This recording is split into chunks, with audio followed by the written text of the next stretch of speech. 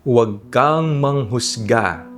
Ako po si Father Fiel Pareha at ito po ang ating segment, ang Daily Devotion, na kung saan tayo po ay magdarasal, magbabasa at magninilay kasama ng salita ng Diyos sa buong taon. Manalangin tayo.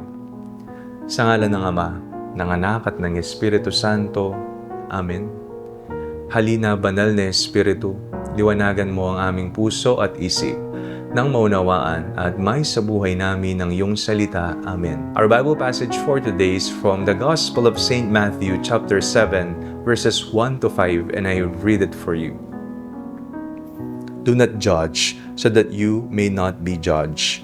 For with the judgment you make, you will be judged, and the measure you give will be the measure you get. Why do you see the speck in your neighbor's eye, but do not notice the log in your own eye? Or how can you say to your neighbor, "Let me take the speck out of your eye," while the log is in your own eye? You hypocrite! First take the log out of your own eye, and then you will see clearly to take the speck out of your neighbor's eye. Marahil po naranasan na nating mahusgahan ng ibang tao. May nagsalita laban sa atin nang hindi alam ang buong katotohanan. Hinuhusgahan tayo dahil sa ating pagkakamali, sa ating nakaraan, o sa mga bagay na hindi naman nila lubos na nauunawaan. At kapag tayo po ay nakakaranas nito, nasasaktan po tayo.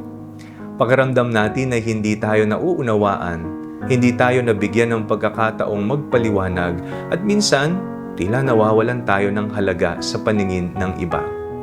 Ngunit kung titingnan po natin ang ating sarili, hindi ba't may mga pagkakataon ding tayo rin ay mabilis na humusga? Minsan sa isang tingin pa lamang o sa isang narinig na kwento, nakakabuo na tayo ng opinyon tungkol sa isang tao.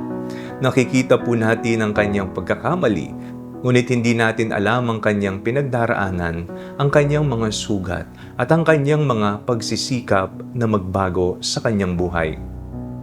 Sa ating pong ebanghelyo na binasa ngayon, paalala ni Jesus, huwag kayong humusga upang hindi kayo husgahan. Hindi po sinabi ng Panginoong Jesus na babaliwalain na natin ang mga mali. Ang kanyang itinuturo ay ang pagiging mapagpakumbaba at mahabagin. Bago natin punahin ang kapintasan ng iba, tingnan po natin ang ating sarili. Bago natin alisin ang puwing sa mata ng ating kapwa, alisin muna natin ang troso sa ating mga mata.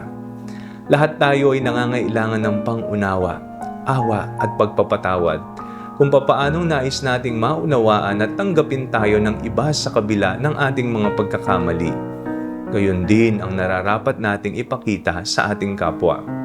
Sa halip na maging mapanghusga, tinatawag tayo ni Jesus na maging mapagmahal. Sa halip na magmamadaling magbigay ng hatol, matuto tayong umunawa sapagkat ang Diyos ay hindi agad humahatol sa atin. Sa halip, binibigyan niya tayo ng pagkakataong magsisi, magbago at magsimulang muli. Naway maging salamin din tayo ng kanyang habag at awa sa ating pakikitungo sa iba. Manalangin tayo. Panginoon, maraming beses kaming nagiging mapanghusga sa aming kapwa at nakakalimutang tingnan ang aming sariling pagkukulang. Bigyan mo kami ng pusong mapagpakumbaba at mahabagin. Turuan mo kaming umunawa, magpatawad at magmahal tulad ng iyong pagmamahal sa amin.